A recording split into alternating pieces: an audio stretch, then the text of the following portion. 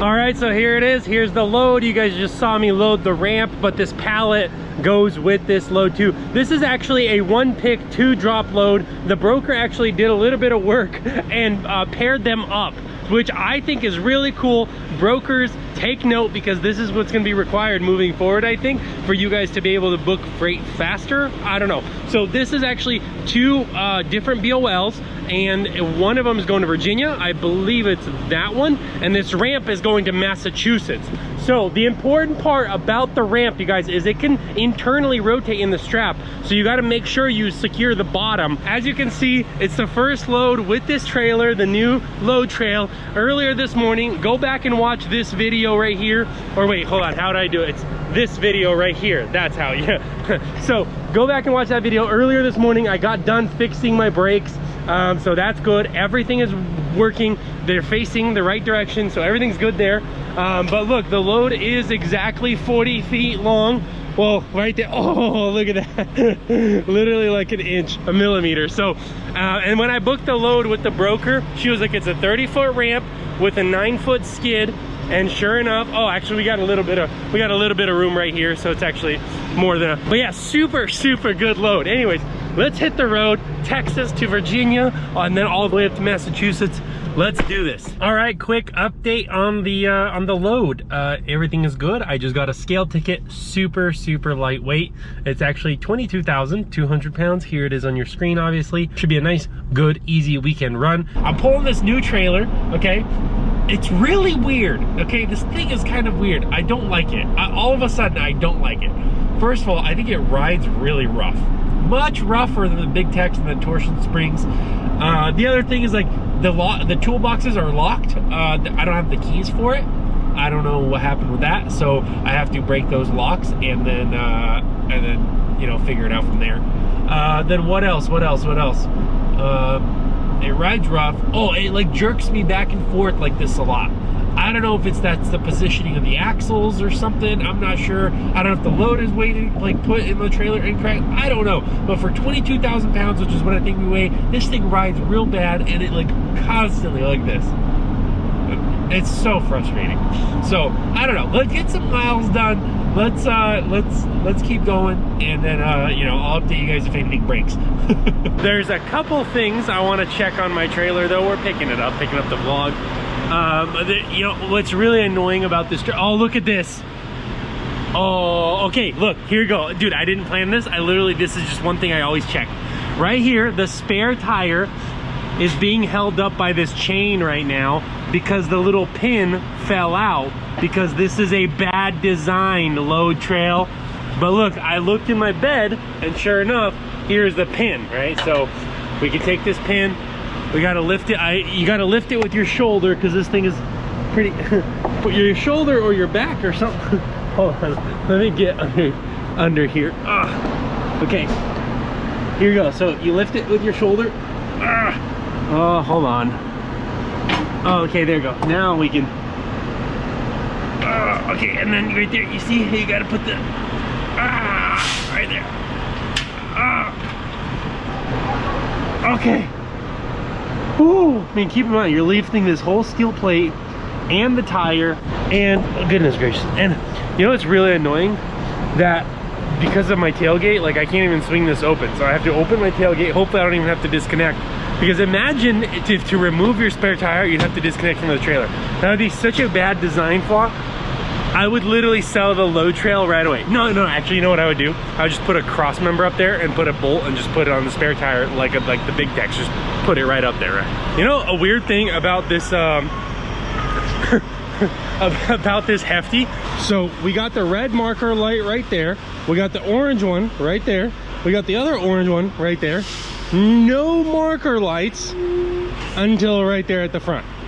And it's like, hold on, this seems like a perfect spot. Jeez, guys, with your airbag, goodness gracious, or your brakes, whatever. This would be the perfect spot for a blinker, would it not? Couldn't we put a blinker right here somewhere? Come on, guys, really load trail. In my Instagram post, I called it load fail. Anyways, come on, load fail, seriously. Oh, okay. Also, look what I did yesterday, okay? This is the follow-up. Okay, hold on. So right here, I don't know if you can see that, but oh, let me get in here like this. Okay. Okay.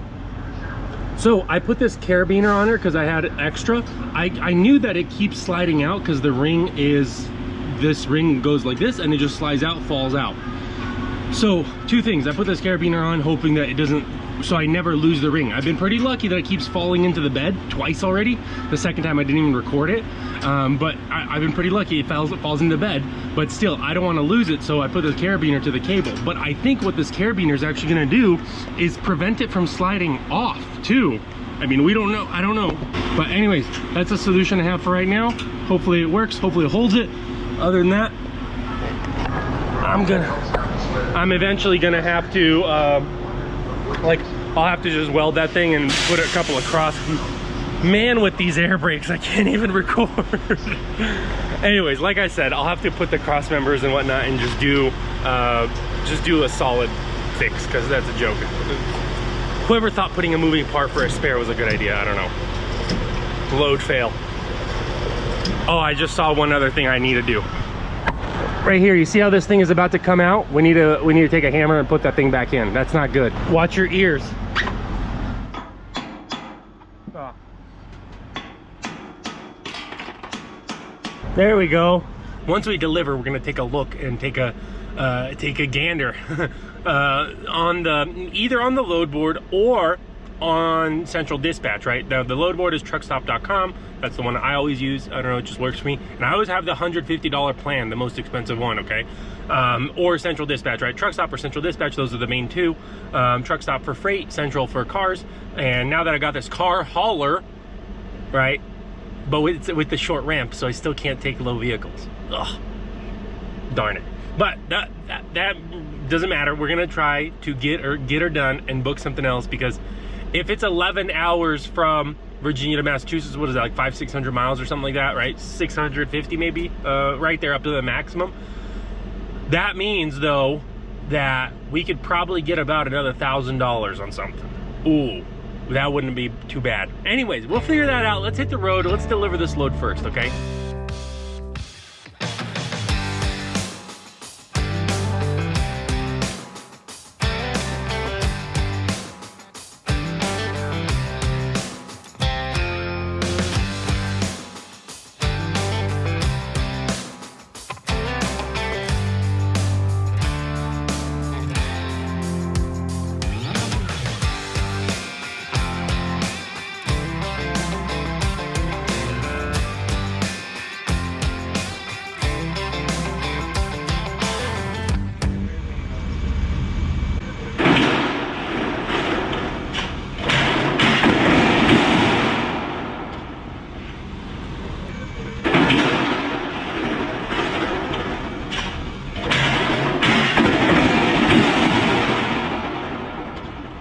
Wow, dude. Bro, I'm glad it was off of my trailer. That's not my fault. That's not my problem. And the guy was super cool. He signed the paperwork with and he wrote no damage, received in good order. You know what I mean? So, wow, bro. Y'all ever have that? I mean, look. These ramps are a little bit awkward. They did not have the proper forklifts, and that's what the guy said. He literally said, I wish my boss was down here so he could see what kind of forklifts he's giving us. So at the end of the day, I tried to help. I really did. But it's just those two guys didn't go down at the same time. Now, I guess what they could have done is, I'm about to sneeze.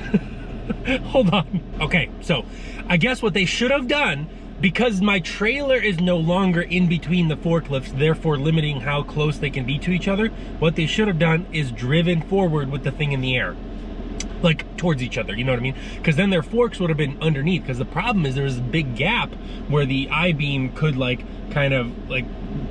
anyways, whatever, dude.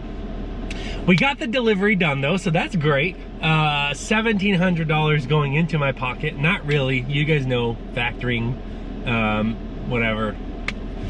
Anyways, Long story short is I'm gonna end this clip here, this video here. I'm gonna go deliver this load. I'm on the load board right now, like I said, right after I delivered. I'm literally still in their drive. I haven't moved. I pulled forward, let the camera roll, and have it moved because I'm literally looking for a load. I'm gonna give myself an hour or two because it is like 11 hours to Massachusetts. So because keep in mind, guys, you have 11 hours of drive time and in a 14-hour window. So you can give yourself up to 3 hours of off-duty time. Now, because I had a PTI 15 minutes, because I had a unloading, it took 30 minutes to unload roughly, so that's 45 minutes. Technically, I now have 2 hours and 15 minutes of time that I could spend on the load board, which is technically off-duty time because I can spend it on the load board or I can go somewhere else or whatever the case may be. Technically I have 2 hours and 15 minutes before it starts eating into my drive time, right? So you gotta be smart. But the thing is, I didn't start right here, so it's 11 hours from here, so it means tomorrow morning at 5 a.m. I'll have to do like probably an hour or two. Anyways, so all that said, just to say, that's gonna do it for this video. Anyways, guys.